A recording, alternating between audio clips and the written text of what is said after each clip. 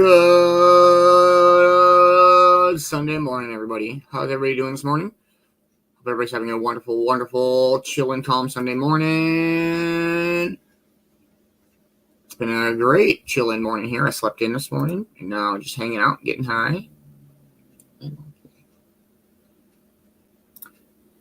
cheers, everybody.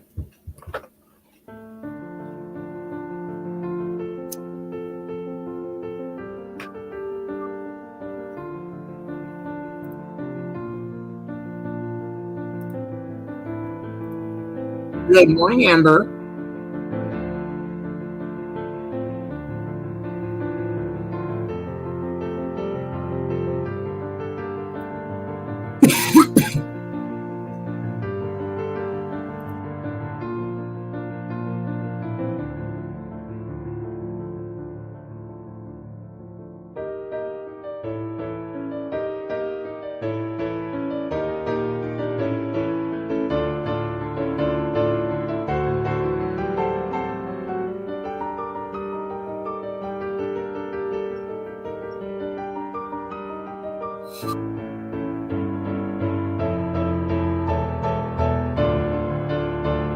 Good morning, Ash.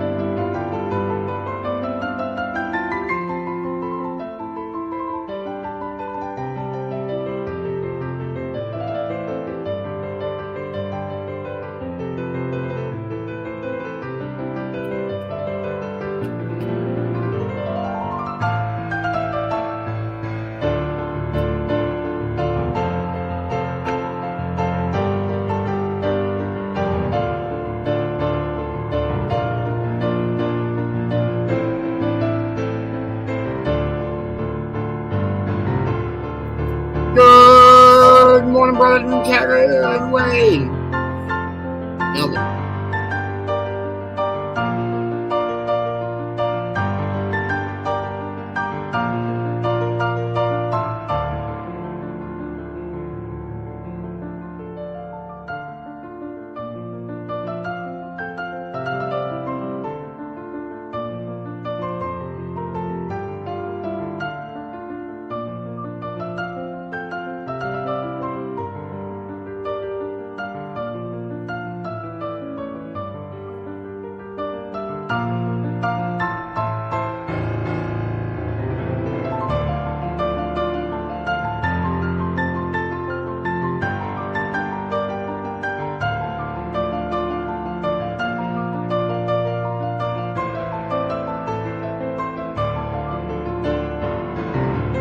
Good morning, Melissa.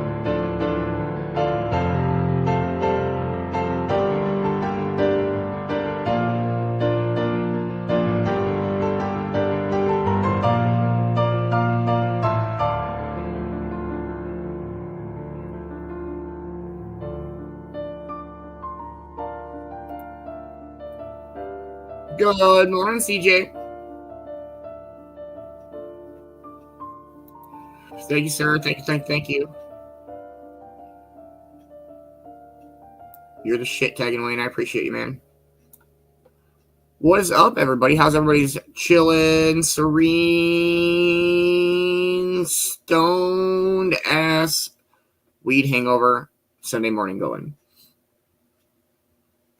Light it. Don't hide it. Well, all right. Fair enough.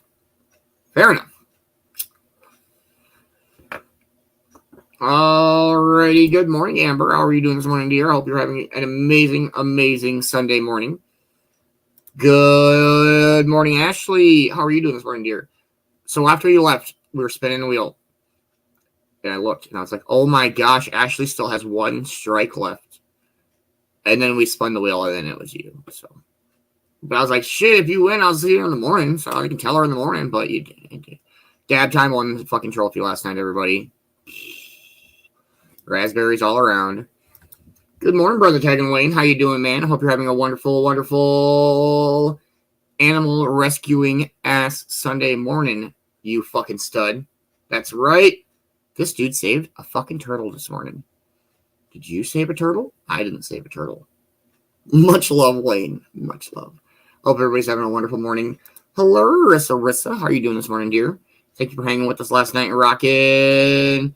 Rissa got her ass kicked by Dab Time last night. Like, it was bad. It was really bad. I'm just kidding, Rissa. You know, I love you, dear. What is up? Good morning, CJ. How are you doing this morning, dear? I hope you're having a wonderful, serene, peaceful music Sunday. I always like to go start the Sundays off real chilling. Like, we hit Thursday, Friday, Saturday night super hard here at the Cove, so we figure Sunday morning would be a nice little chillin' ass Sunday morning. Hey! Now we can get this party started. No, I'm just kidding. Much love, Ma. How you doing this morning, dear? I hope everybody is having a wonderful, chilling, cool, calm Sunday morning. What up, Lumberjack? How you doing, man? I hope you're having a wonderful morning. Are you already at work? Are you on your way to work? Thanks for rolling in pretty much past the midnight hour with us last night, though, man. And this is for you, Mr. Tag and Wayne, because that turtle is going to have lunch with his family today.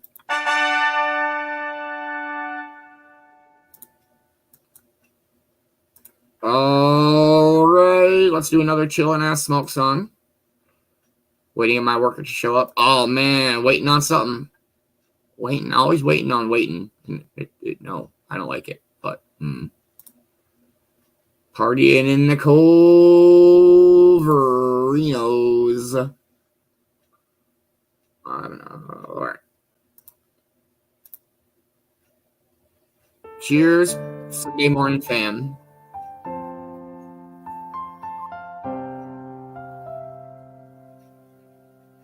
Cover.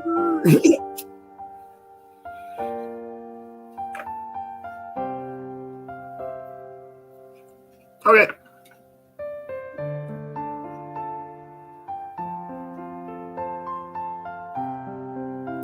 In the Cove, on the Cove, under the Cove. It's not Cover, it's Cover.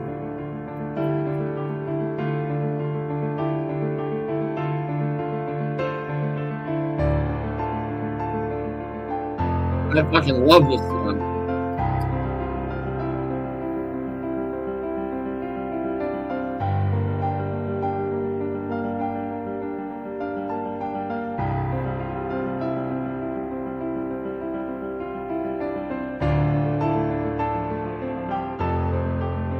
Oh, not Cover, Cover. Okay, sorry.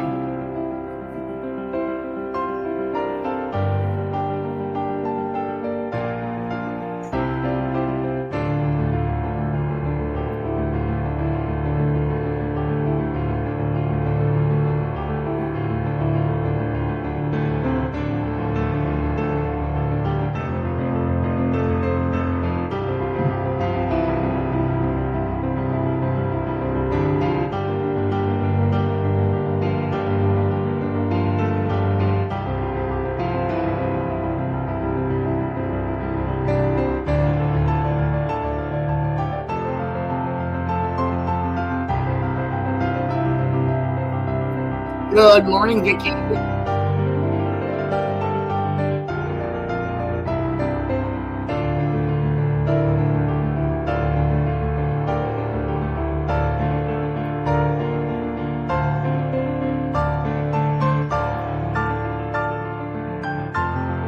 I fucking love this song.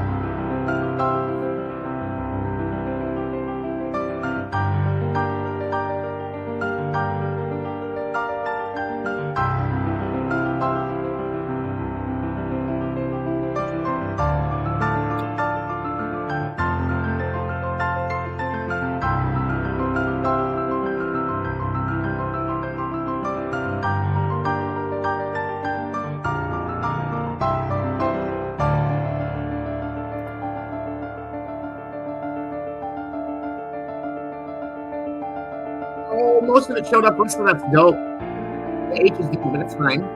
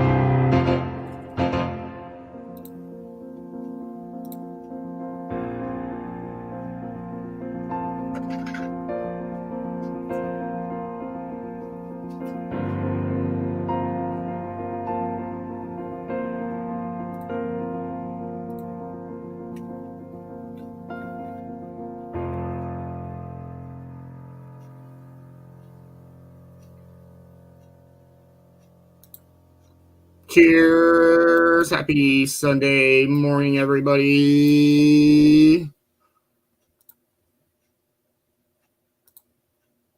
All right.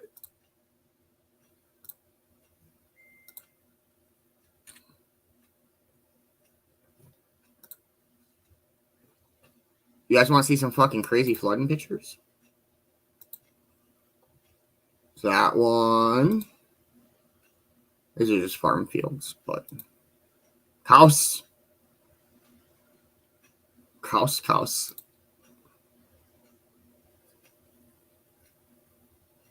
Hecka flooding around here. All right, 1 second. There we go. It's craziness.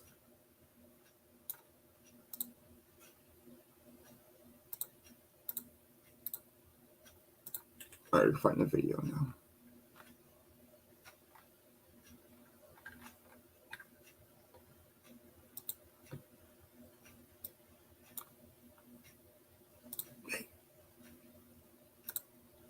This is only a few blocks from my house.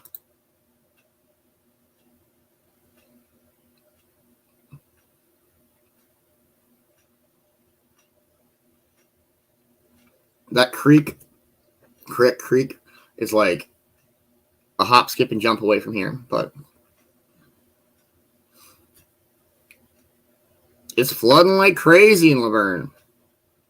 My basement's dryish. There's no standing water, at least in it. There's more. I'll find more.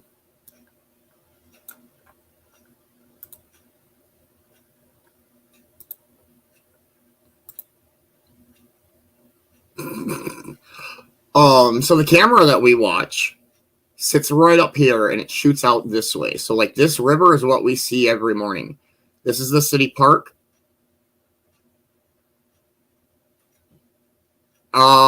So years ago, me and my buddy Nick, we were walking through floodwaters trying to say like saving people and shit like that. That was a real thing that happened. It was kind of crazy. There's the baseball diamond.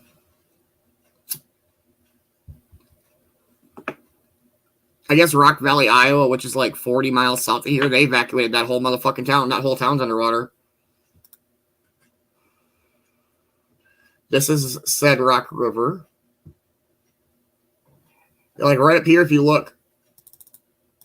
Way up here. So there is the brewery that we always see if it flips the camera around. And there's the catering company. There's Main Street. Baseball Diamonds, the Rock River.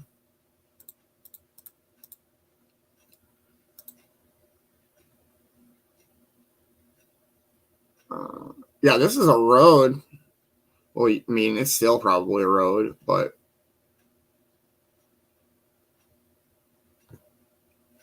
let's see what else.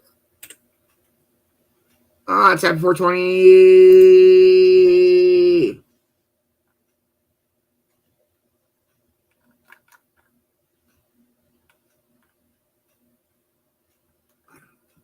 I don't know. It's crazy.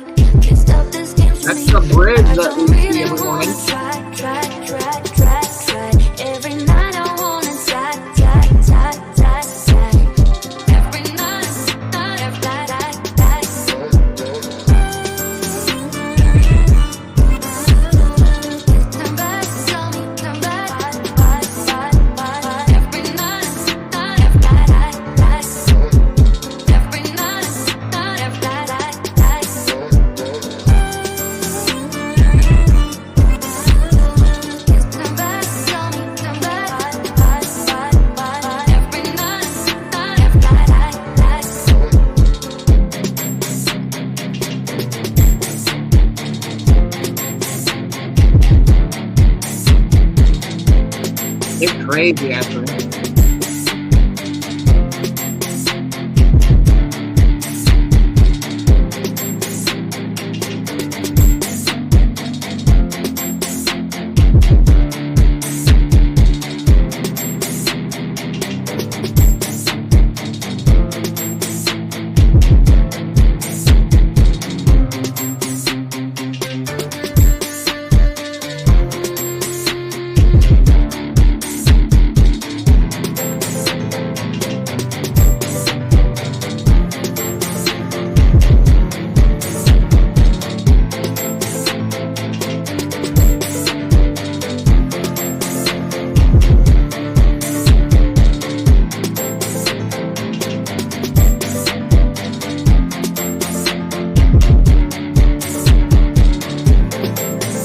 That's the interstate.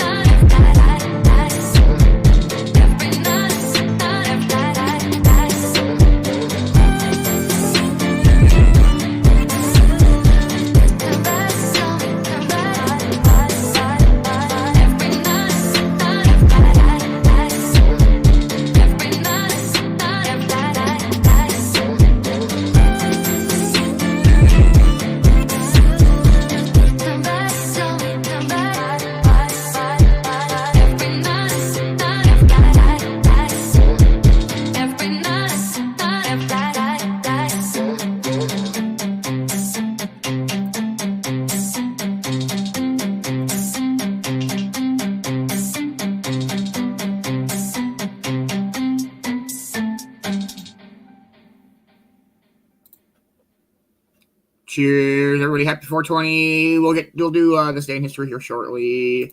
So Falls Park, the waterfall deal I show you guys on Sioux Falls. Look at that motherfucker. Look at all that water. I mean, it is a river-esque. It is supposed to, but it's way high. So that's 30 miles from me to the west. That's in Sioux Falls, South Dakota. It's kind of a shithole city, but it's not bad. There's 4 Walmarts. It's a gusher.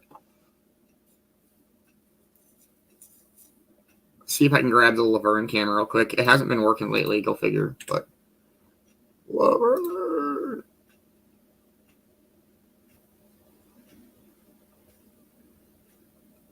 Oh, fuck, no, it's not gonna work.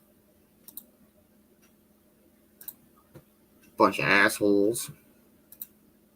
It's Laverne sunrise. That's a cool ass picture. That's a chillin' Sunday morning Laverne. That is a great representation of Laverne at 7:26 a.m. on a Sunday morning.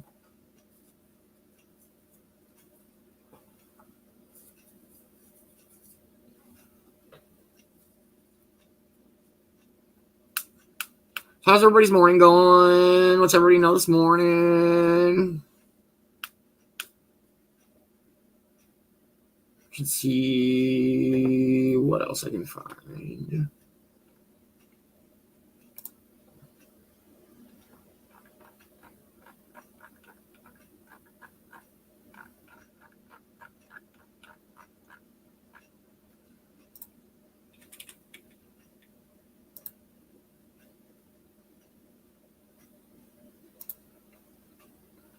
Good morning, Miss Bina. How are you doing this morning, dear?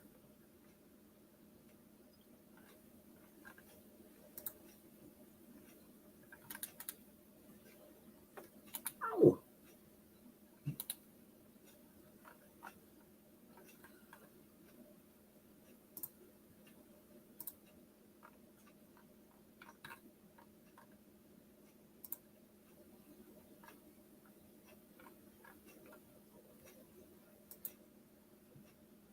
Ooh, this is a good one. I found more pictures.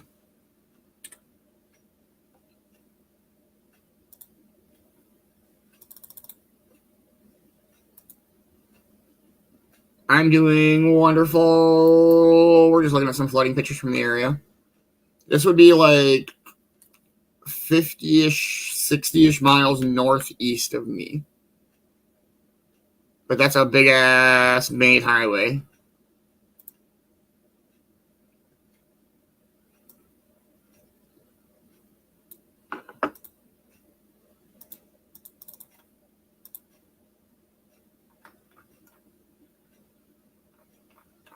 So many other roads open. I don't know.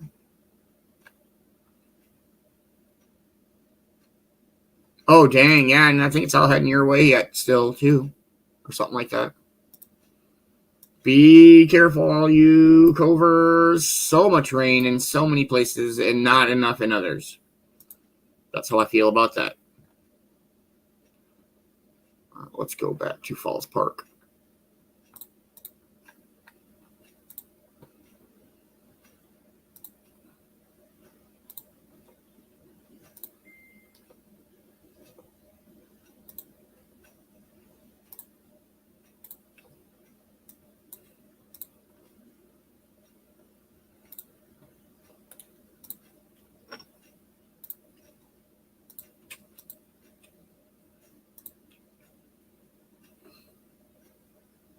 Dang, it is June 23rd already. I'm getting buckets together, Ma. I just got to get them to you. That's the hard part. But I'll get them there.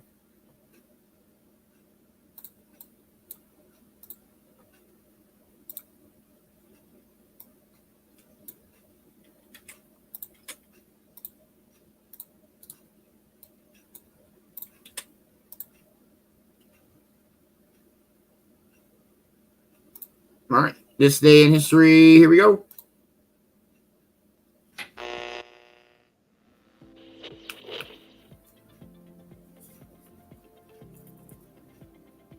Hi there, and welcome to this day in history for June 23rd. June 23rd is the 174th day of the year in the Gregorian calendar, 175th in leap years, with 191 days remaining to the end of the year. Today's word is sargassum. Sargassum is a particular kind or family of seaweed. Sargassum seaweed usually refers to a particular class of seaweed called the Phaeophyceae or Phaeophyceae. Well, I gotta spell that one too.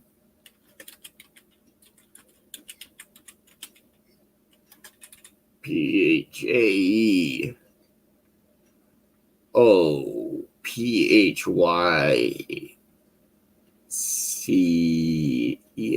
That's ridiculous. That's a fucking real word, fake word. Sargassum is fine. This one I don't know about. Phaeophyceae, which is a multicellular brown algae that also have air bladders that help them float. Sargassum is sometimes also called gulfweed. Reported recently about a 5,000-mile long belt of this seaweed, an estimated 13 million tons. There's a typical range where sargassum is more likely to be found called the Great Atlantic Sargassum Belt, which stretches from the western coast of Africa all the way over the Atlantic into the Gulf of Mexico. Sargassum is actually an important part of the healthy oceanic ecosystem, but when it washes up on shore and begins to rot, it can release hydrogen sulfide, which smells like rotten eggs. Ew. This hydrogen sulfide can also irritate one's eyes, nose, and throat and cause trouble for those prone to asthma attacks. The Department of Health also advises beachgoers to avoid touching it with your bare skin because other little creatures might live among the leaves, such as jellyfish larvae, which can be really troublesome. If you live on or near a beach where sargassum is washed up, close your windows to reduce the smell in your house and use gloves if you're going to try to clean any of it up. The name sargassum comes to us from the Portuguese language. First known use of the word sargassum is in 1890. The word sargassum was suggested for the word of the day by one of my viewers. And if you have a word you'd like me to explore in the word of the day section, pop it in the comments. If I can find it in the dictionary or on the internet and it's not nasty, I'll talk about it. And with that, during the early 1600s, about 60 French families were established in an area called Acadia. It seems they got along well with the local natives and learned the most effective ways to hunt and fish that part of the world. They lived in an area whose border was intermittently contested between French Canada, modern Quebec, and the British territories in New England. Whether they liked it or not, they often became entangled in the conflicts between these two powers. And on June 23, 1713, the French residents of Acadia were given 1 year to declare allegiance to Britain or leave Nova Scotia. Eventually, many of the Acadians did leave the area. Some of them ended up in Louisiana, and we now know them as Cajuns. Whoa. And we've talked about John Jacob Astor before. He was a German born American citizen. He'd been active in several enterprises during his life and ended up as the wealthiest person in the United States at the time of his death. One of his earlier enterprises was the fur trade, and it was on June 23, 1810, that John Jacob Astor formed the Pacific Fur Company. He made a lot of money in the fur trade and parlayed that into real estate and other investments and enterprises and became the first multimillionaire in the United States. The United States Congress established the Government Printing Office on June 23, 1860. Later renamed the United States Government Publishing Office, they are in charge of producing and distributing information products for all three branches of the federal government. A man named Christopher Latham Sholes received a patent for an invention he called the typewriter on June 23, 1868. This is the birthday of Valerie June Carter, born June 23, 1929. We know her better, though, as American singer, songwriter, musician, and actress June Carter Cash. Besides being an award-winning musician and Johnny Cash's wife, she's done a fair bit of acting as well in movies, TV shows, and theater productions. As June Carter, she's credited as having written the song Ring of Fire, which became a big hit for Johnny Cash. June Carter Cash lived to the age of 73. American blues singer Robert Calvin Brooks was born in 1930, only we know him better by his professional name, Bobby Blue Bland. He's known for having developed a sound that blends gospel blues and rhythm and blues, or R&B, and was informally called the Lion of the Blues, or even the Sinatra of the Blues. He's been inducted into the Blues Hall of Fame, the Rock and Roll Hall of Fame, the Memphis Hall of Fame, and has received the Grammy Lifetime Achievement Award. Serious professional he was. He performed until shortly before his death on June 23, 2013, at the age of 83. I will pause here for a moment so that I can tell you to be sure and check out previous episodes for June 23rd if you're curious as to what else I might have talked about in previous episodes. And in honor of Mr. Bobby Blue Bland, today's song is Farther Up the Road, sometimes called Farther On Up the Road. He recorded this one in 1957, and it's described as an influential early Texas shuffle. Authorship of this song is credited to Joe Medwick Vesey. This version charted on the Billboard Hot 100 and hit number 1 on the Billboard R&B chart in 1957. The song itself has also been performed by Eric Clapton, appearing on several of his albums beginning in 1975. Further On Up the Road by Bobby Blue Bland, and also by Eric Clapton.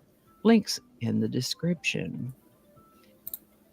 And I think that's going to do it for us today. Thank you so much for watching. Consider subscribing if you haven't already. Feel free to share this video with a link in your email, messaging, or social media. If you enjoy this series, you can check out the playlist that contains these videos. I'll put a link to that in the description. That description lives on YouTube, so for other platforms, I'll include a link to my blog page that is called No Really. And you can also find me on Rumble and BitChute. All those links in that description. Alrighty. Yes, please give Vicky Bowers a like, a subscribe. She's fucking awesome, and I appreciate that this day in history every morning. All right, we're gonna play another song, and then we'll do I've got a very, very special. Why is my camera so low? Morning speaker this morning, and so I would love for anybody who's hanging to stick around because this is gonna hit you in the fucking feels. Cheers, everybody.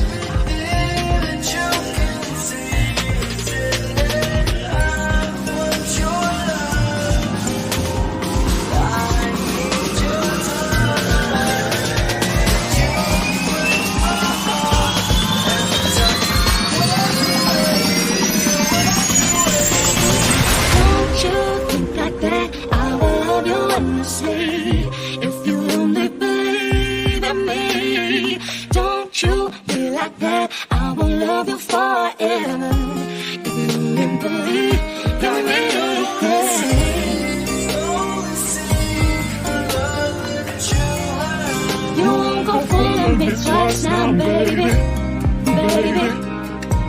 I'm sorry. the way you live,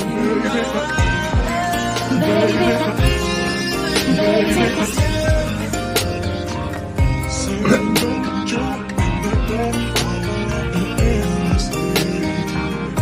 If you only believe me, only believe me, don't you bitch like that, I will never ever stay.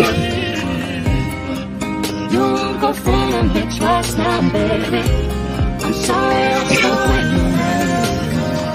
You won't go fooling me twice now, baby.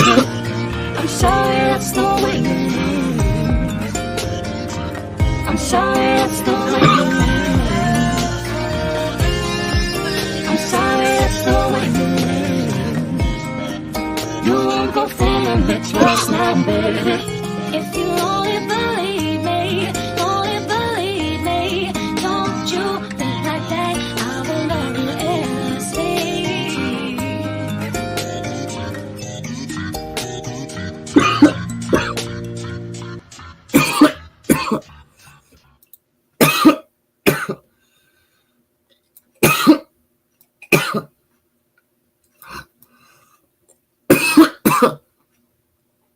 Good morning, Brother Scroy. How you doing, my friend?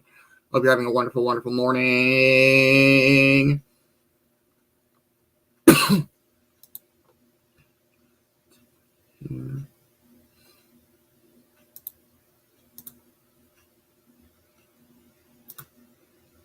Okay, wrong button. All right, our morning speaker this morning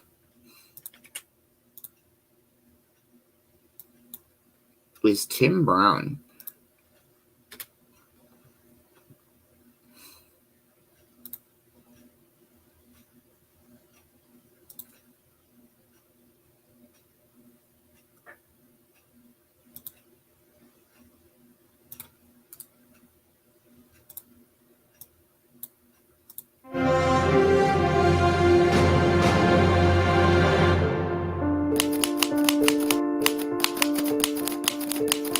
I was a New York City firefighter for a little around 15 years, I guess, when 9/11 occurred. A little more than that, 18 years. And I was detailed into the Mayor's Office of Emergency Management. So what that means is I kind of took off my fire helmet and I put on a tie, and I reported to work in the Mayor's Office of Emergency Management, which was located at 7 World Trade Center. Within that group, the Mayor's Office of Emergency Management, under Mayor Rudy Giuliani, I was promoted to the supervisor of field operations position. What we did is we responded throughout the city and represented the mayor at various emergencies, disasters, to ensure that it was mitigated in the quickest way possible. It was a very successful program that Mayor Giuliani established. And within our group, we had firefighters, police officers, DEP experts, Department of Health experts. So we were able to address all kinds of different things that may happen in a city as massive as New York City. So our office was 7 World Trade Center. I drove in that morning. I normally got in a little before 8 a.m. And that gave me a little bit of time to catch up on the news. We didn't have smartphones then or anything like that. I think we had Blackberries. So I would always pick up the newspapers and read through all the New York newspapers to ensure that I was up on what was happening in the city that day. So I took the newspapers. I parked my car on Vesey Street. I had an undercover, like a police car, undercover police car. And our office was the 23rd floor of 7 World Trade. But I always stopped on the 3rd floor first, which was the cafeteria. And I sat down there with my newspapers. I had my Cheerios and some juice and some hot tea. And that's what I did every morning. And I read through the newspapers. And then I would go upstairs around 9 o'clock. Of course, that didn't happen quite that way on the day of September 11th. I was sitting there reading the newspapers, eating my Cheerios when the power went out in the building. Very unusual for that to happen in a modern high-rise building in New York City. And then 5 seconds later, the power in the building came back on. And I knew that we were on generator power, that we had lost our main feed into the building, and that the cause of that was probably something fairly substantial.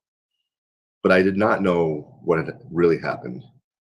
When the power went out, the people who were sitting at the glass, so this would be the south side of 7 World Trade Center, which faces the north tower of, or Tower 1 of the World Trade Center, which was the first building to be hit. The people who were sitting there eating their breakfast all at once stood up and started running by me toward the exit. And I had to stop one young lady, like physically stop her and grab her by the shoulders and look in her eye and say, "What happened?" And she said a plane hit the tower. And that was the first I knew of it. Okay. Time to get a game face, right? Time to, this is us. But it was not so, it wasn't unheard of, I would say. In the past, we had planes hit high-rise buildings in New York City before.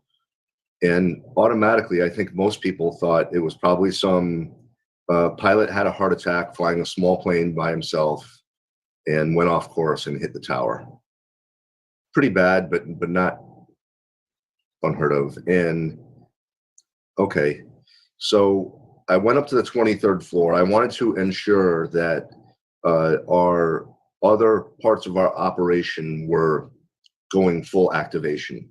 So I stopped in our what we call our watch command, which was our listening center, our dispatch center, and Mike Lee was the supervisor there. And I saw Mike. Their phones were blowing up. Their all the radios, the police and fire, and everybody else's radios were all screaming. And in the midst of this, Mike and his team had to make about 150, 200 phone calls for a full activation of our emergency operations center. So I kind of gave Mike the full activation question, and he nodded. He gave me the thumbs up. Yep, full activation. They were on it. They're professionals. I left them and I went into our emergency operations center, and the supervisor there, Mike Berkowitz, was already at the podium powering up this massive Star Wars emergency operations center that was brand new, that we had practiced and drilled with. And he was powering up all the screens and the computers so that we would have a full activation, bringing in people from city, state, federal agencies, private sector partners, so that we could manage this unfolding disaster that was occurring across the street from our building. Mike gave me the thumbs up, and I ran to my desk and I grabbed 3 radios, a police radio, a fire radio, and my OEM radio. And I went down to the street and I went to my car, took off my dress jacket and my tie and my dress shirt, and I threw on a mayor's office windbreaker and my heavy leather boots and a stupid green helmet they made us wear so people knew who we were. We're trained as firefighters that you should always look at 3 sides of a building that's being compromised before you go in the building, so you have a better size up in your head. And I wanted to do that this morning. I wanted to take a second and just try to look at 3 sides of the tower. I ran up this exterior staircase from the street level to the plaza level. It was 1 story up. And that staircase later became known as the survivor staircase, which hundreds, maybe thousands of people ran down that staircase the opposite way to get away from the towers. And that staircase now is preserved in the 9/11 museum. But I was on it very early. I ran up onto the plaza, and I ran in between, I think it was 5 or 6 World Trade Center and one World Trade Center. And there was an overhang that protected me, so I wasn't worried about debris or anything else crushing me. And I went out and I looked over the plaza, which was now between this plaza is between the towers. And I looked out over the plaza, and it was strewn with debris that was on fire and smoke. And if you remember the video of all the paper floating down that used to be up in the upper part of the, in the offices, and when the plane went through and knocked all that paper out, it was just floating down. And that's kind of the scene that I saw. I began to question my assumption that it was a small plane at that point, but still unsure. I ran into the North Tower at that plaza level. And in order to get to the fire command station, you had to go down an escalator to the street level, the lobby at the street level where they were. And that escalator was being accessed by hundreds of office workers who were evacuating the building. So it was kind of looked like a funnel. All these people were trying to get on the escalator and go down so they could go underground and get out so they wouldn't get hit by debris. And I noticed something in that moment that has stayed with me and will stay with me forever. I noticed what people were not doing. They were not pushing, screaming, kicking, trampling each other. In fact, it was the opposite.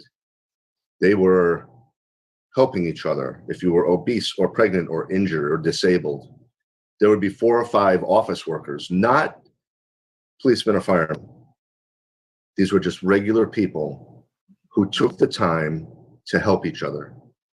And I said in my mind, I said, no matter what happens today, we're going to be okay, because that's the true human spirit. We help each other. We love each other. We help each other when someone's down. We reach down, right? We reach down and we pick them up and we help them. And not realizing what we were facing, it gave me a little bit of comfort in that moment. I got into the funnel of these people to get on the escalator, and I got on the escalator and I started going down, and I looked out over the lobby of the North Tower, and there were hundreds of firefighters awaiting their orders to go up. And just imagine this in your mind, hundreds of firefighters with their turnout coats on, and they all had the yellow stripes, reflective stripes on them. And I got a chuckle because I now understood why the cops called us bumblebees. Because when we all get together, it looks like a hive with the yellow stripes. And that's exactly what I thought of, kind of from their perspective for a change. And I had a little chuckle in that. I got to the bottom of the escalator, and standing right in front of me was a bumblebee. And I looked up at his face, and it was my friend Chris Blackwell, who I had worked with in Rescue 3, the Bronx Harlem Rescue, Special Operations, for years. And not only did I work with him in Rescue 3, but we worked on the same shift. So we were together an awful lot. He was really like my blood brother. He became like a blood brother to me. And we had done so much together. We had helped so many people and saved so many lives together. And we were the Bronx Harlem guys. We weren't the Manhattan guys. So we were the guys that didn't shave. We didn't wear the tie. We didn't maybe wash our face all the time. We were kind of the dirty guys or whatever. But if you were trapped in a fire or a building collapse, we were the guys who wanted to come get you. And that was Chris. And when Chris went home at night, he was a paramedic in Connecticut.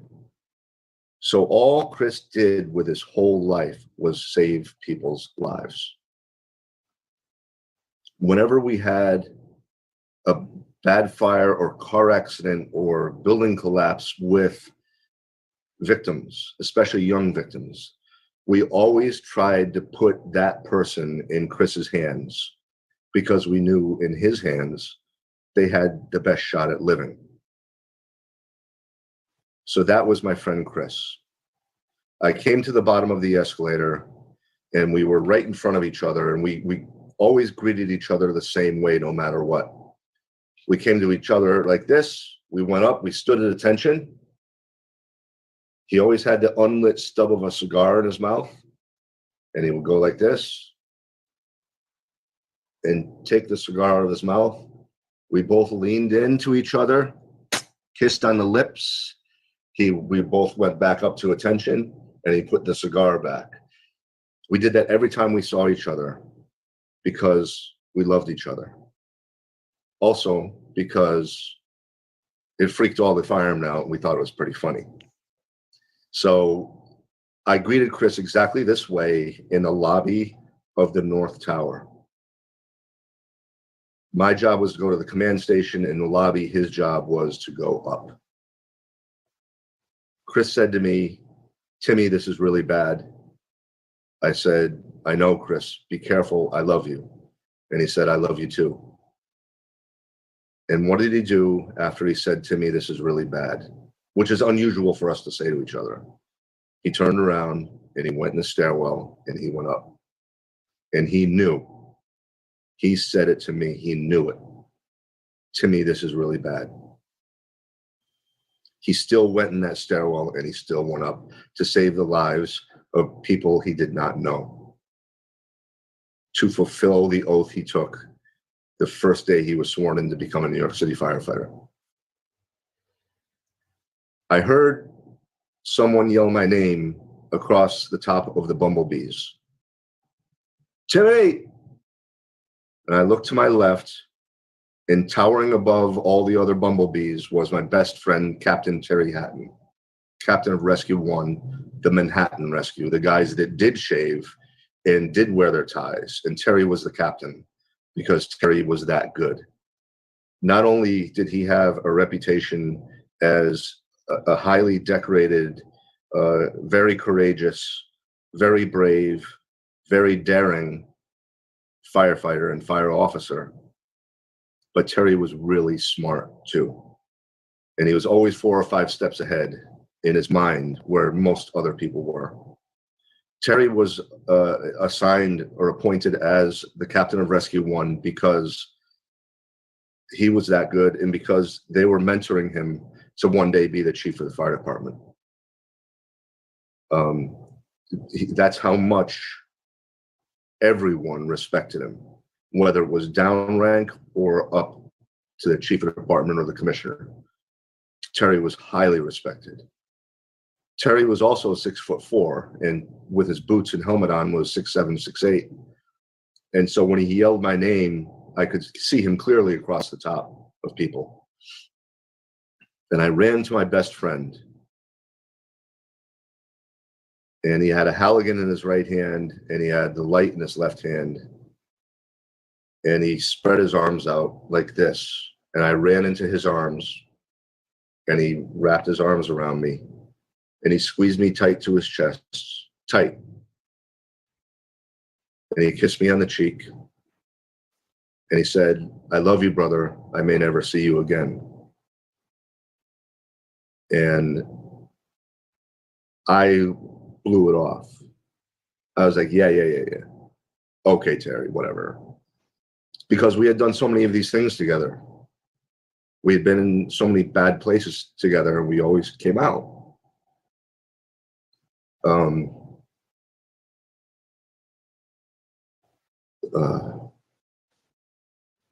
We crawled through the rubble of Oklahoma City bombing together. We went through so many building collapses in New York City and horrific fires where Terry taught me how to be a really good, aggressive New York City fireman. But Terry was the smart one. And he was thinking all those steps ahead.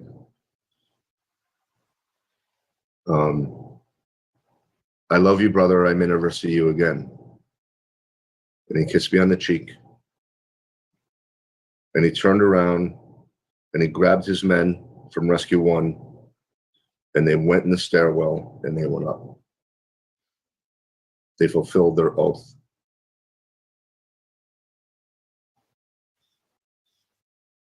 I know I'll go ahead a little bit here with them because I know from talking with people, I didn't hear this myself, but Rescue 1 somehow got elevators working, or an elevator working, and they made it to the 83rd floor of the North Tower, where they were fighting the fire and saving people's lives.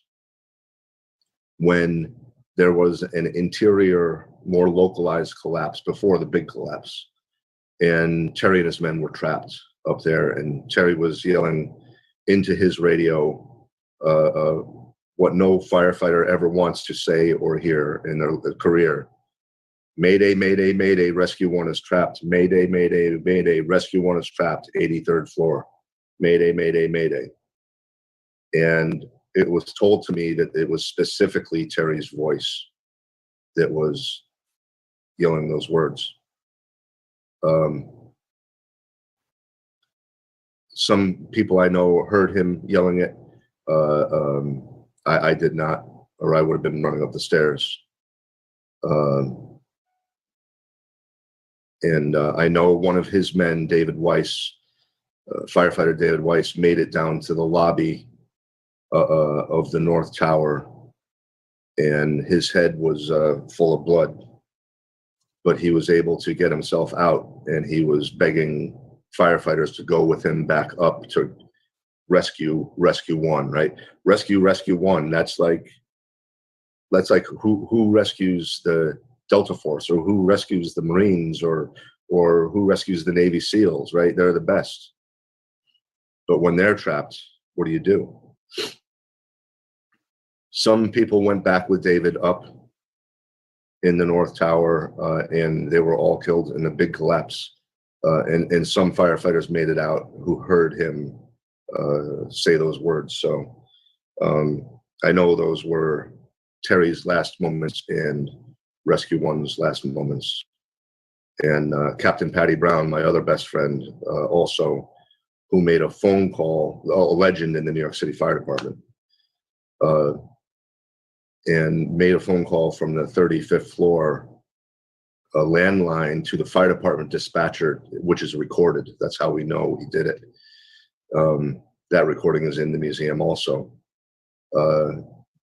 But my guess is, I can't prove this, but I can deduce this, that Patrick did hear Terry yelling for help because he was close enough in the upper floors, and I'm sure that Patrick and his men were running up the stairs to try and save Rescue 1, who was trapped. Terry and Patrick and me were boys. We all, we hung out together. We had dinner together in Manhattan, things like that, and they were my two best buddies, and we all loved each other. So if Patrick heard Terry yelling for help, he was running up those stairs as fast as he could. A firefighter came running into the lobby of the North Tower, which is Tower 1, has the antenna on top because it gets confusing. In fact, it gets so confusing that someone took a magic marker and wrote on the fire command station, North Tower, Tower 1, because it was so confusing. A firefighter came running into the lobby where we were, yelling that another plane hit the South Tower, and that's the first we heard of it. The leadership of the city, the fire department, police department, EMS, mayor's office, huddled up and decided how we were going to split our forces to manage the second biggest disaster in the history of the city of New York that's occurring at the same time as the first biggest disaster ever in the history of the city of New York. Both occurring at the same time, right next door to each other. It was decided that myself and Assistant Chief Donald Burns would go to the South Tower to open up that command station and to take charge of that disaster. Chief Burns, Assistant Chief of the Fire Department, 41 years in the New York City Fire Department. If you looked up in the dictionary Irish fire chief, and there was an image there, it would be his face, with the round face, with the red rosy cheeks. He had the lines in his face. I call them lines of knowledge and experience from the long, cold nights at fires throughout his career in New York City. He was very highly respected. He was from the outer boroughs, so he had a little bit of a thicker New York accent. And he only talked out of only one side of his mouth moved when he talked. This side stayed closed, this side moved. And he talked really fast. And as we were running, he was my friend. And as we were running over there, I said, Chief, what do you need me to do? He said, Timmy, there's not much you and I can do. I've ordered a fifth alarm, another 250, 300 firefighters. They're coming, but they're not going to be here for a while. The fifth alarm is going to the other building. So do your best and be careful. It's just us. And I saluted him.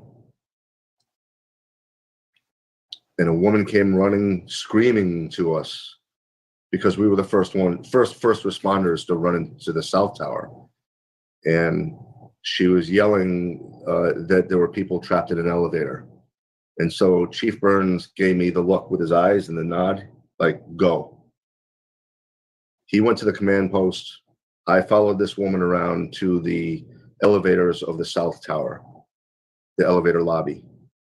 And she took me to one specific elevator car. And the hoistway doors were open so you could see into the shaft. But the elevator car had not come down all the way. So you could just see at the top of the opening, you could see into the elevator car. So you could see all the people's feet who were trapped in the elevator. And they were screaming. And I remember seeing the men's jacket, the shirt sleeve and the jacket, as they were reaching down to try and pull the car down some more and get some room. Enough room so they could slide out. What I didn't know at the time was that this elevator car had just free fallen 70 floors because the plane snapped the cable. But the emergency brakes on the elevator worked properly and stopped it from crashing into the concrete pit below it. But those emergency brakes were on tight now. So there's no way you can move the car with human strength.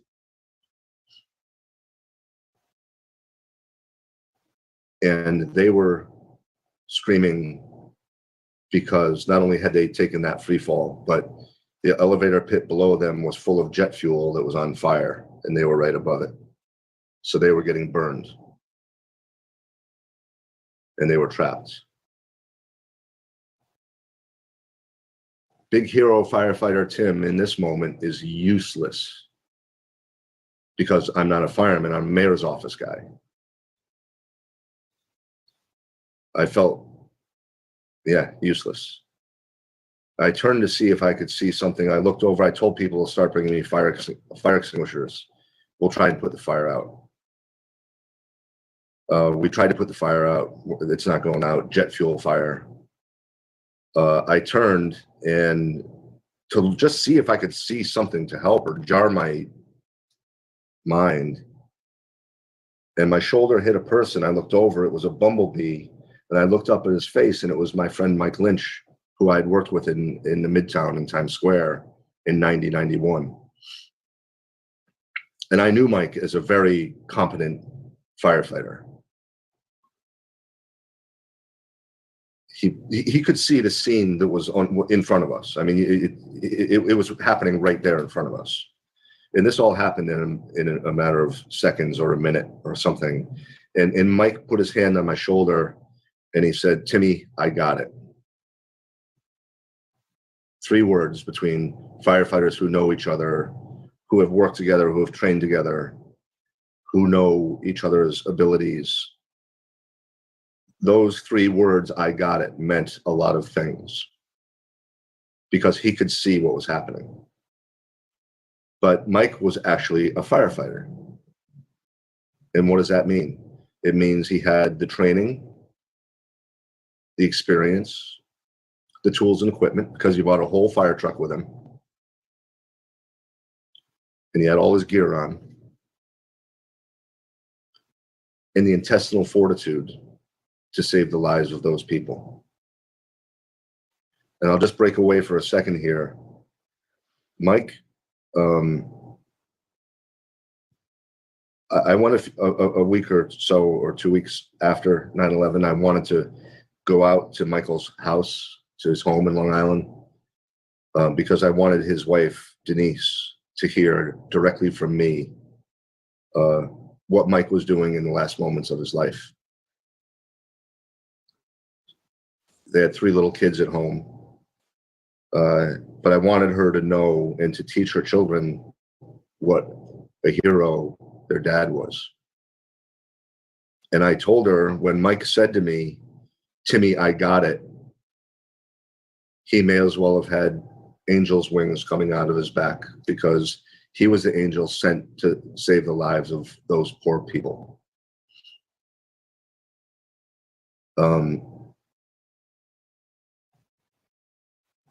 As Mike and I were doing that little interaction in front of the elevator car, over my radio, urgent, urgent, urgent, 3rd plane incoming, take cover, confirmed by the FBI, impact imminent, urgent, urgent, urgent, get in the stairwells, impact imminent, 3rd plane incoming, confirmed by the FBI. I said, Mike, I gotta go. You've got to do this. They need you. They don't need me. I gotta go. And I went to the command post and I found a landline phone that was working. And I picked it up and I dialed 0 for operator. And she picked up right away. And I said, I'm with Mayor Giuliani in the World Trade Center and I need to talk to the White House immediately. And she tried to get through and she couldn't get through.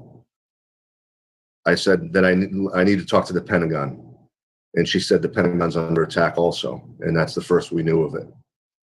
Our situational awareness was very tunnel vision. We were just in our own little spot. I wound up talking with New York State Emergency Management Office, and they assured me that the fighter jets were coming to protect us overhead, which is what I was trying to get assurance of. And it gave us a moment of, okay, at least we won't have more planes maybe coming in and crashing into us. And that will allow us to save as many lives as we can. The lobby was now filling up with people who were badly injured, bloody, broken, burned. And just put yourself in their position for a minute. Imagine coming down 70, 80 floors around and around, 70 or 80 floors, around and around and around a dark, smoky, wet stairwell. And you're coming down and down and down and down, and you finally hit the lobby door, and the door opens up and it's bright light, and you see police officers and firefighters and rescue personnel, EMTs, whatever. And what do? You made it, right? You survived. You made it. Thank God there are people here to help me. And you collapse on the floor. And this was happening a lot. There were injured people all over the lobby of the South Tower, and they were impeding our evacuation. So Chief Burns said to me, Timmy, go get the paramedics and get them in here. We've got to triage in here. We've got to get these people out of here. We got to start getting them out of here. We knew they weren't safe, and they were hindering our evacuation. And that's why I left the South Tower. I ran out the door. Now this is the south side of the South Tower, Tower 2, the second one to be hit. Things were crashing down to the ground on Liberty Street, as well as humans were crashing to the street and exploding. The firefighters, police officers who were trying to come in were trying to time it so they could run from the other side of the street and get in the door of the tower without getting hit by debris or other. And so one of the companies from Brooklyn, one of the engines from Brooklyn, the guys were running in, and one of the firefighters was crushed by a woman who jumped or fell or pushed or however it happened. But when I ran out the doors onto Liberty Street, the first thing I saw, it's burned into my memory right there, is the two bodies dead in the street, including the firefighter. And his fellow firefighters were tugging at that, thinking they could still save him. Someone yelled my name in that moment, and I looked up, and it was firefighter Mike Lynch, the angel from the elevator. And he was trying to take the motor for the hearse tool, the Jaws of Life, off his truck, ladder 4. And it's very heavy. And so he yelled my name to go help him get the motor off. And so I started running toward Mike. And before I got to him, another firefighter got there and helped him. And so he waved to me and I waved to him. And that's the last time I saw my friend Mike. They found his body at that elevator, exactly where I said he would be, at that elevator car in the lobby with the Jaws of Life, which he was using to open that space up to get people out of the elevator. And we know for sure, we can prove that Mike saved 2 women who got out and identified Mike as the fireman with the red 4 in his helmet from ladder 4. We think there's a third one, but we haven't confirmed it. But we know Mike saved at least 2 people before the whole thing came down. And that's where they found him with the tool and with the other people that didn't make it out. So Mike and I waved to each other on Liberty Street, and I ran over to West Street, and I found the paramedics under the South pedestrian bridge going across West Street. And it was just by chance, it was the EMS special operations guys who had come to Oklahoma City with us as part of the FEMA urban search and rescue team. So I knew them, and I knew the captain, Charlie Wells, was my very, very good friend. And I said to Charlie, we need to get you guys in the lobby. And under normal circumstances, you would never do that. The police officers and firefighters would bring the patient to the triage area. So they would carry them over to West Street, and that's where EMS would tend to them. The difference here was that all the police officers and firefighters were going up the stairs. So we kind of moved all of our components forward. So we needed to move triage into the lobby of the South Tower. And so Charlie said, all right, give me a second. We've got to get our helmets and stuff. So they grabbed all their stuff. They grabbed all their medical equipment. And we piled it all on the stretcher. And myself and Captain Charlie Wells and 2 other paramedics ran with the stretcher to go back into the South Tower. We were on the sidewalk running along the south wall of 3 World Trade Center, which was the Marriott Hotel, which adjoined 2 World Trade Center, the South Tower. So we're running as close to the building as we can so we don't get hit by anything. And the tower was set back on the sidewalk 30 feet or 50 feet. And so we kind of came around the corner of the Marriott, and we were 20 feet, I estimate, from going in the door in the South Tower to go into the lobby when the building collapsed. So we were completely under it. And it because we were outside, you could hear it. And it was so loud that there was no question at all. everybody knew. And the first thing that we heard was a very loud crack of steel breaking. In fact, it was so loud that it reverberated through the canyons of Lower Manhattan. And right after that, it was a progressive collapse. So, as every floor couldn't hold the weight of what was collapsing. And I mean, very loud. So we knew what it was. I turned on my heel. I yelled to the paramedics, follow me. We're trained as firefighters. You can never outrun a building collapse. It moves too fast and it will catch you. So I knew our only chance was to get protection over our heads. And we had just passed the doors into the Marriott Hotel. So I ran back to the doors to the Marriott Hotel. It was the Tall Ships restaurant that was in the lobby of the Marriott.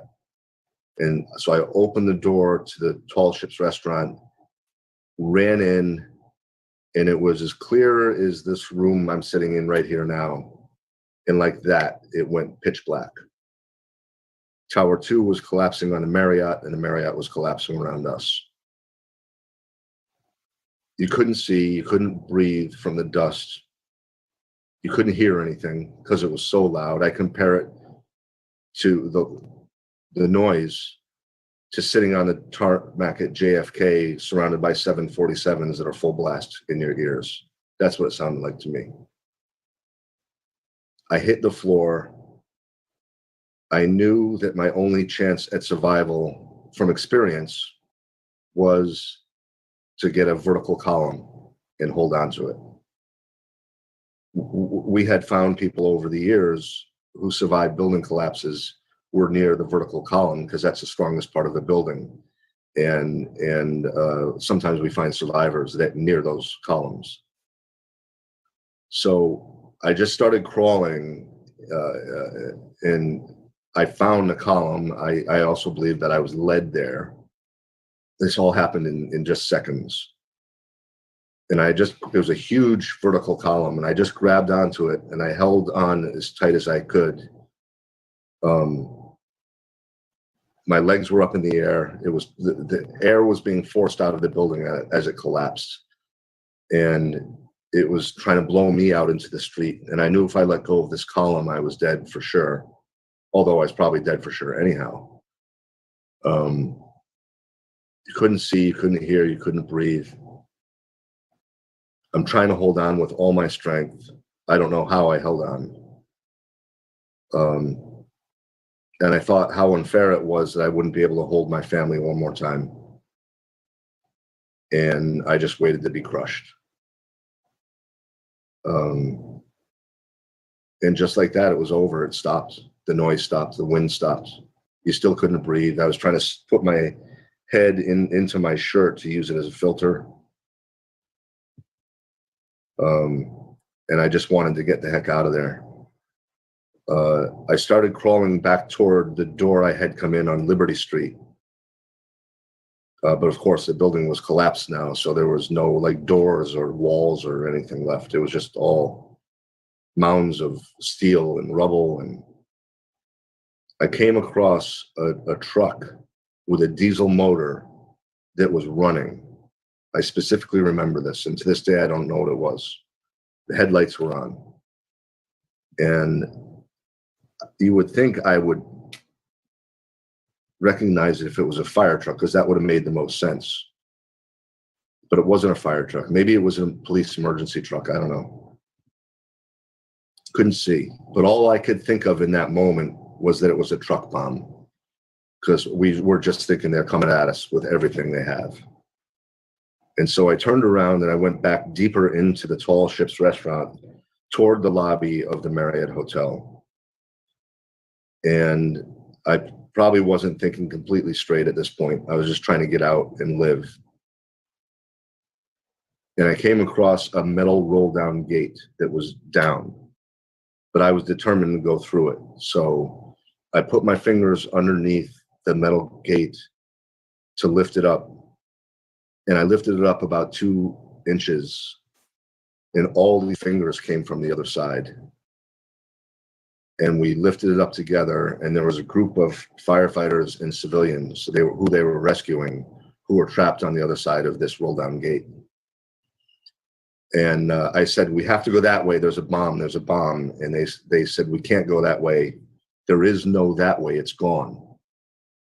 The collapse had come through the lobby of the Marriott Hotel, right where they were, and killed half the firemen and the civilians they were with. Now, this group who survived that part of it were standing on a ledge that was maybe 4 feet wide. Behind them was a 7-story drop where the collapse had come through. And in front of them, where we were, was the metal roll down gate. So they were trapped between 7 stories down and the metal roll down gate. So we turned around, the group of us turned around, and we started going back. And I mean, it's pitch black. You can't breathe. Your nose and your mouth and your ears and your eyes are full of dust, caked. And we just started going back the other way. And one of the women we were with saw a very bright light coming in from the outside. And it turned out it was a firefighter. And she saw his light, and he was yelling to us to come to him. He could see us in the rubble. And so he was just yelling, come this way, come this way. And so we formed the chain, and we went over all the rubble, and we went to his light.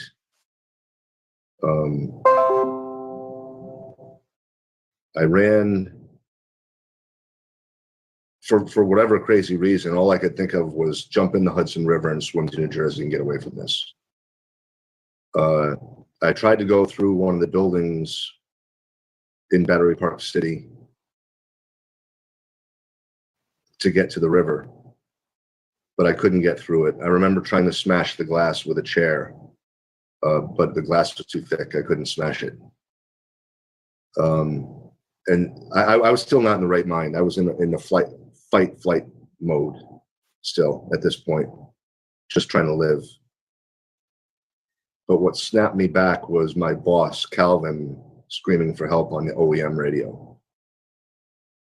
And that brought me back to reality. He was trapped. And so I turned around and I ran up West Street, where I saw Commissioner Feehan, and I saw Chief Downey from Special Operations, and they waved at me as I ran by them, and they yelled to me, "Be careful." And I waved back to them, not knowing that they would both be dead within 10 minutes.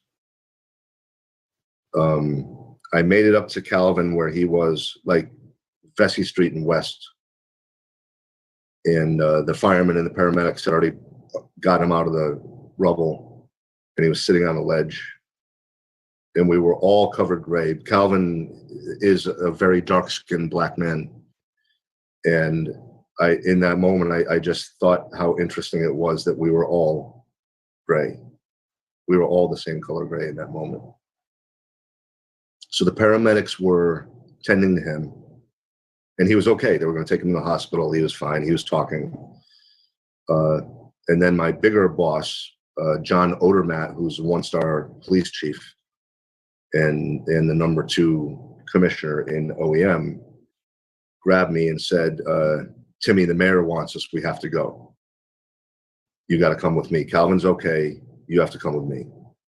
And so I followed John. We ran up maybe Greenwich or one of those streets, and the people behind us started screaming, and I turned around to see why they were screaming, and I watched the antenna of the North Tower just lean over a little bit and the building disappear. I knew a lot of my friends were in that building, and I kept running just so I could live. And the dust and the debris covered over us again. but I made it out of that one and made it north up to, and I don't remember this part of it really. All I know is I made it up to Varick and Houston, where the firehouse is there, and that's where Mayor Giuliani had gone first, and that's where John had told me to go. So I got in there. I went in the firehouse. All the trucks were gone because they were at the World Trade Center, but all the firefighters' shoes, who were probably likely now dead, all their shoes were all over the floor, where they had kicked off their shoes and jumped in their boots. And the first person I saw was Mayor Giuliani's assistant, Beth, who was now one of my best friends. And she was married to my best friend, Terry. And we both collapsed on the floor because he was gone. So that's it. You could have died so many times that day, so many times. Why do you think you were spared? There's only one answer to that, Shelley. And it begins with a capital H. Him. Him. Because there's no way that I didn't hear. If I had heard Terry screaming Mayday, game over. I would have been running up those stairs. I ran up all 110 flights in 1993 when they bombed the buildings then. I was a very fit person, and I can do 100 flights 2 stairs at a time. You know, I can do it. So I know that I could have gotten to Terry fairly quickly. But I didn't hear him. I didn't even know he was trapped. That's one spot.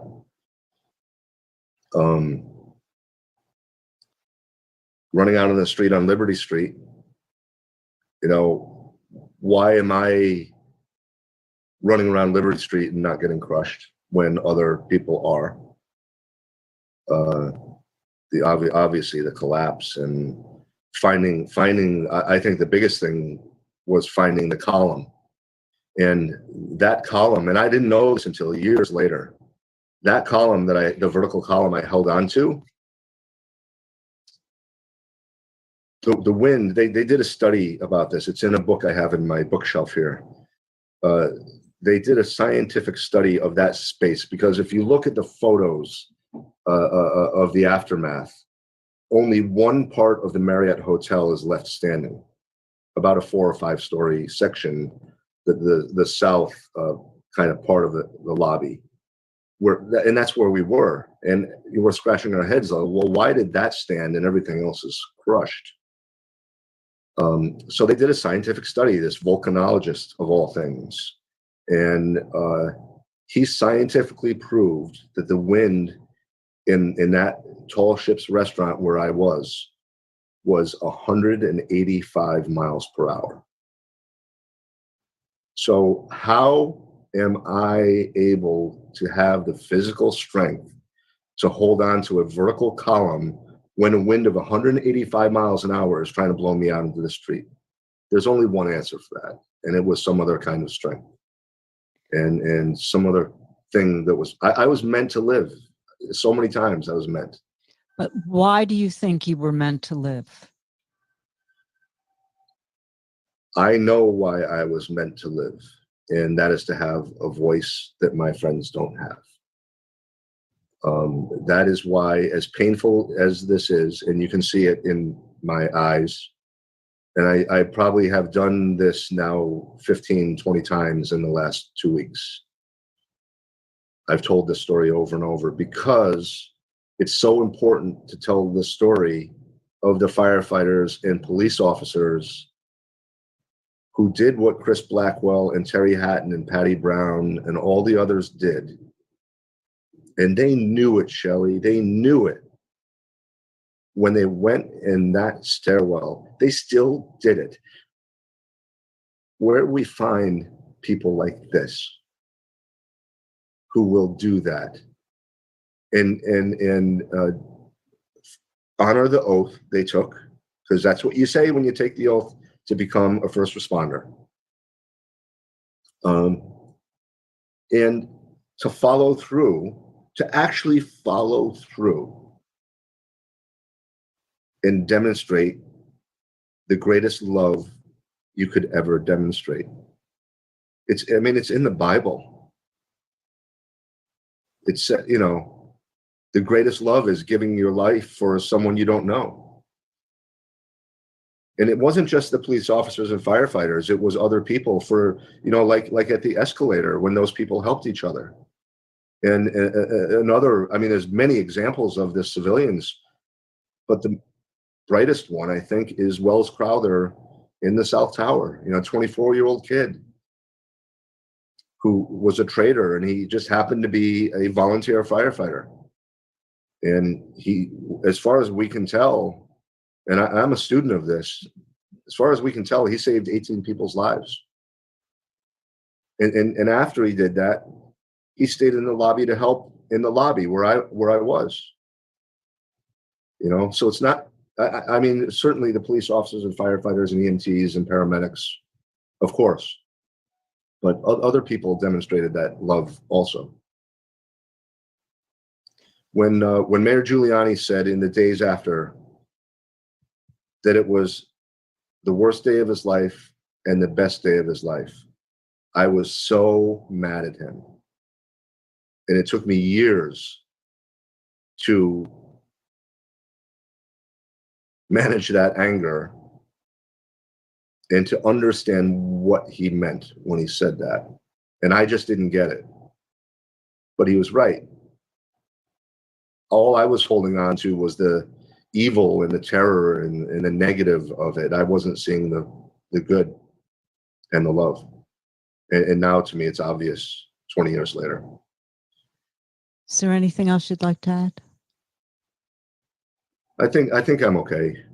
There's so much more, but we can maybe do more another time. But now my emotions are about shot. So I understand. It's very painful. I can't imagine living through it and then reliving this. Thank you so much. Thank you, Shelley. Yeah, it's an amazing story. It's an amazing story. Wells Crowley, that's a crazy story. We'll have to do that one of these days. The man with the red bandana, he made so many trips up, and he was just a traitor. And he was a volunteer firefighter or whatever, part-time firefighter, I'm not sure. But yeah, he had this red bandana, and he put it on his face. He saved so many people. So many people. That's a hella story. All right. Let's smoke a bowl. That was intense. And thank you anybody who hung out through that. I know that it's a sour subject, but I feel like, God damn it, there's so many stories that need to be told. So many stories. They say that there was roughly 50,000 people in both towers when the first plane hit. And almost 3,000 people died. So that's over 47,000 stories to be told. Just that's not even counting firefighters that ended up showing up, EMS, police, civilians throughout the city. Like Troy, you were saying you had a cousin. I gotta scroll up. A cousin that I think that was Stuyvesant School. I could be wrong, and I'm not. I don't. There's probably so many schools, but I do remember watching a documentary about Stuyvesant School, and they watched that shit out of their fucking classroom windows. So there's so many. There's millions of stories to be told. It's just wild. So, a very heart-touching story.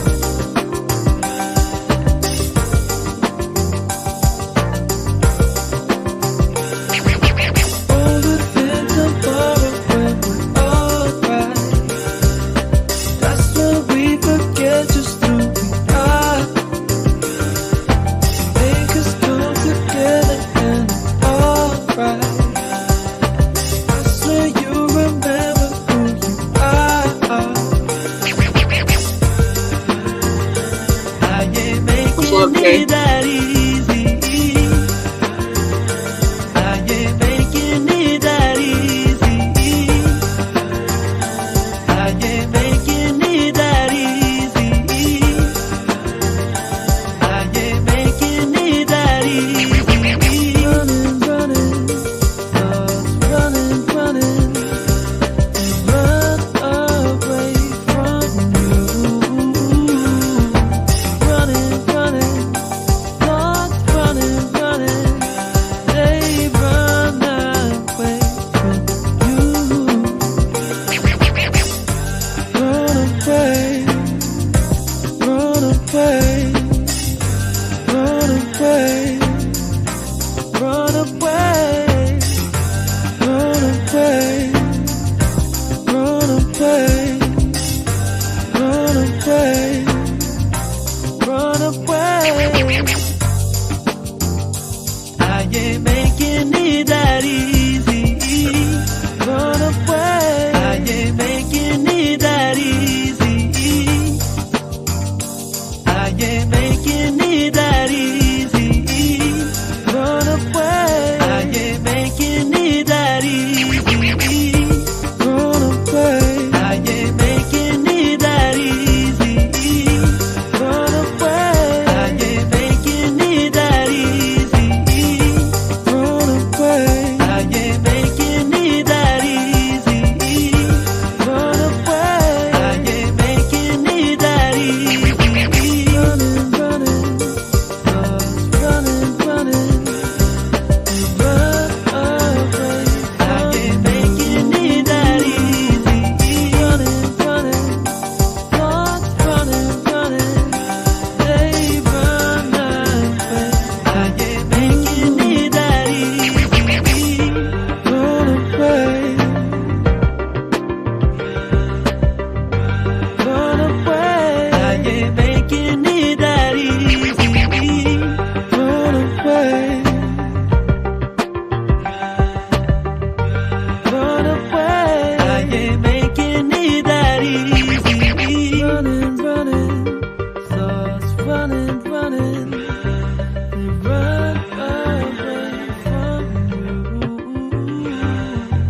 Running, running, just running, running.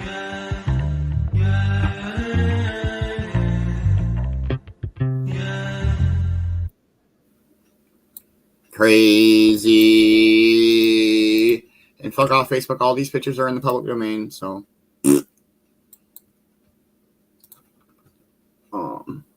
So I have so many pictures. So many pictures. So what's everybody got going on today? It's a pretty chilling Sunday here. I do appreciate everybody hanging and listening to that story. It means a lot to me. 9/11 is a very, very important subject to me. I know it's sad. It's super sad. I'm just gonna chill. I got definitely get some housework done this morning. It's actually like not terrible out today, so might try to get some work done outside a little bit.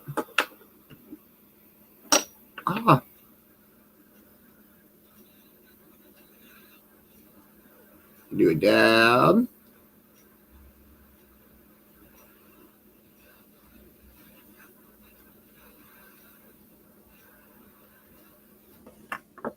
Cheers.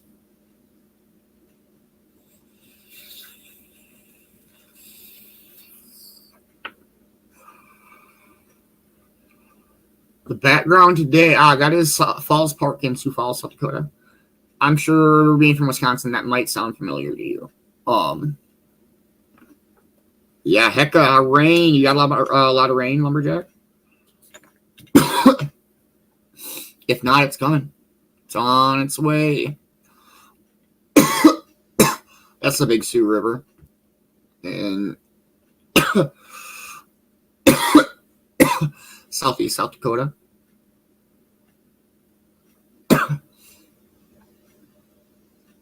What part of Wisconsin are you from?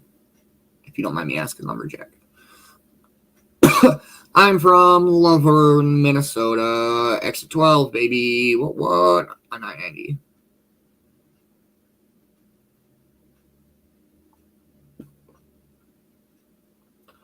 Not sure what we got planned for the afternoon show. Probably just lots of chilling. Lots of chilling and getting high. Okay. Yeah, I don't know much about Wisconsin. Other than Yismaneba. South Green Bay. Okay.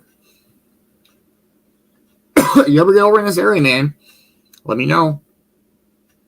I got dabs and weed and dabs, and there's cool shit. Nah, really cool shit to do around here. But there's some shit to do around here. There's Blue Mountains. That shit's cool. So much fucking water. It's ridiculous.